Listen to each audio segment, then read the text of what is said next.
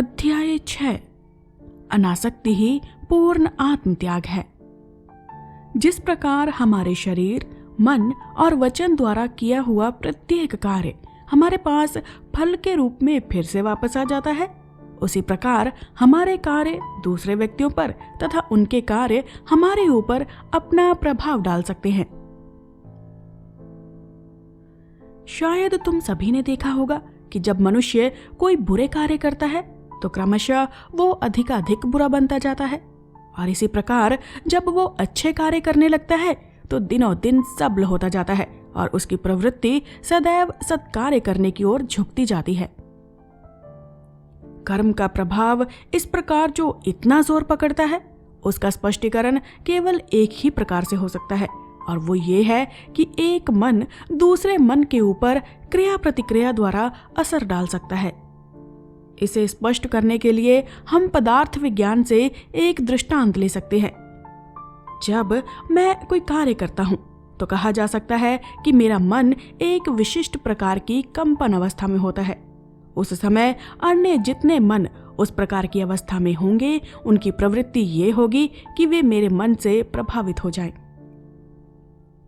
यदि एक कमरे में भिन्न भिन्न वाद्य यंत्र एक सुर में बांध दिए जाए तो आप सब ने देखा होगा कि एक को छेड़ने से अन्य सबों की प्रवृत्ति भी उसी प्रकार का सुर निकालने की होने लगती है।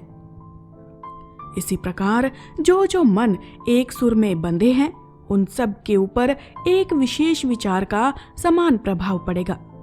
हाँ, ये सत्य है कि विचार का मन पर यह प्रभाव दूरी अथवा अन्य कारणों से न्यूनाधिक अवश्य हो जाएगा, परंतु मन पर प्रभाव होने की संभावना सदैव बनी रहेगी।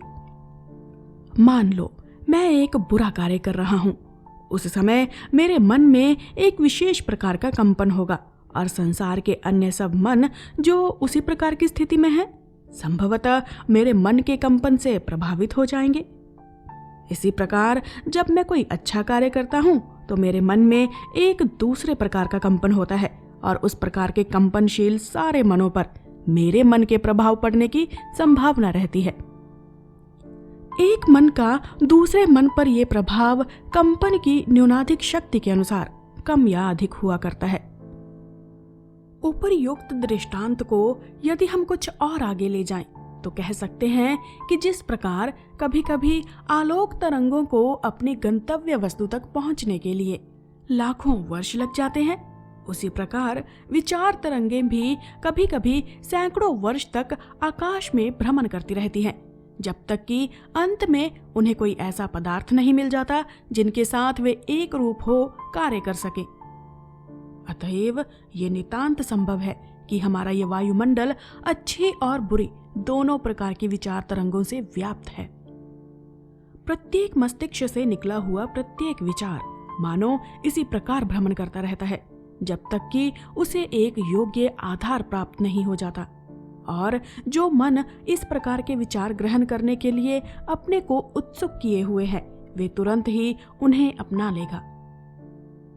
अतएव जब कोई मनुष्य कोई दुष्कर्म करता है तो वो अपने मन को किसी एक विशिष्ट सुर में ले जाता है, और उसी प्रकार की जितनी भी तरंगें पहले से ही आकाश में अवस्थित हैं, वे सब उसके मन में घुस जाने की चेष्टा करती हैं। यही कारण है कि एक दुष्कर्मी साधारणतः अधिकाधिक दुष्कर्म करता जाता है। उसके कर्म क्रमशः प्रबलतर होते जाते हैं। यही बात सत्कर्म करने वाले के लिए भी घटती है।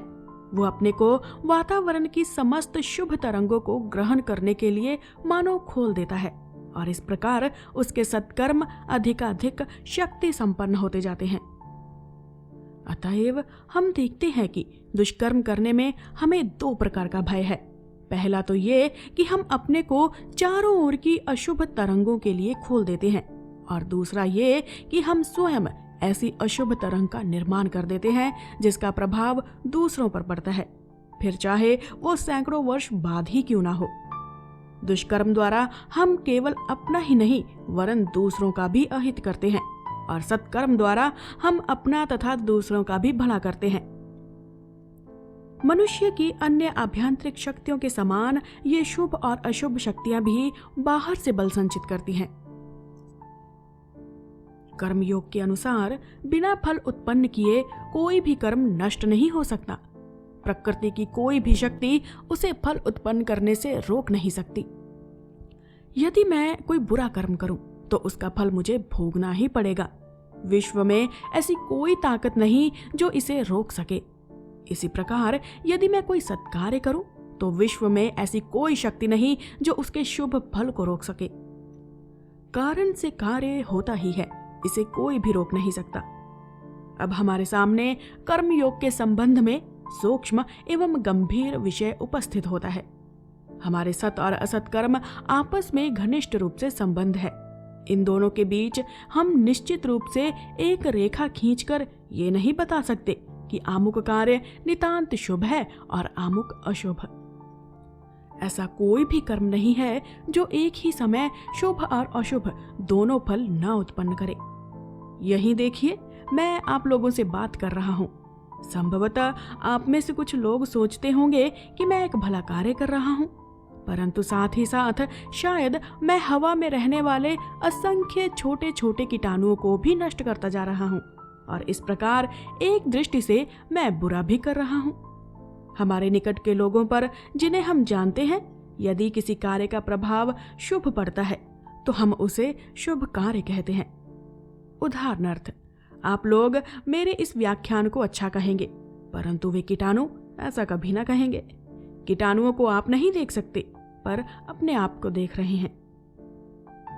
मेरी वक्रता का जैसा प्रभाव आप पर पड़ता है वो आप स्पष्ट देख सकते हैं, किंतु उसका प्रभाव उन कीटाणुओं पर कैसा पड़ता है ये आप नहीं जानते।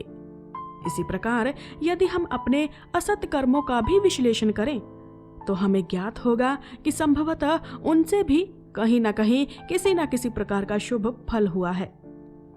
जो शुभ कर्मों में भी कुछ न कुछ अशुभ तथा अशुभ कर्मों में भी कुछ न कुछ शुभ देखते हैं, वास्तव में उन्होंने कर्म का रहस्य समझा है। हाँ, तो हमने क्या सीखा? यही कि हम चाहे जितना भी प्रयत्न क्यों न करें, ऐसा कोई कर्म नहीं हो सकता जो संपूर्णता पवित्र हो अथवा संपूर्णता अपवित्र। यहाँ पवित्रता या अपवित्रता से हमारा तात्पर्य है अहिंसा या हिंसा।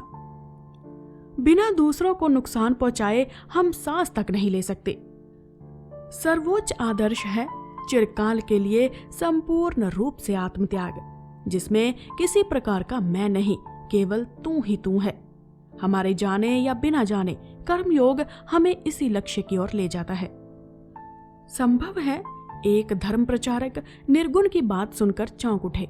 उसका शायद यही दृढ़ मत हो कि ईश्वर सगुण है और वो अपने निजत्व, अपने स्वतंत्र व्यक्तित्व को, इस व्यक्तित्व के बारे में उसकी धारणा चाहे जैसी भी हो, कायम रखने का इच्छुक हो। परंतु यदि उसके नीति विषयक विचार वास्तव में शुद्ध हैं, तो उनका आधार सर्वोच्च आत्मत्याग के अतिरिक्त और कुछ हो ही नहीं सकता। ये संपूर्ण आत्मत्याग ही सारी नीति की नींव है। मनुष्य, पशु, देवता सबके लिए यही एक मूल भाव है जो समस्त नैतिक आदर्शों में व्याप्त है।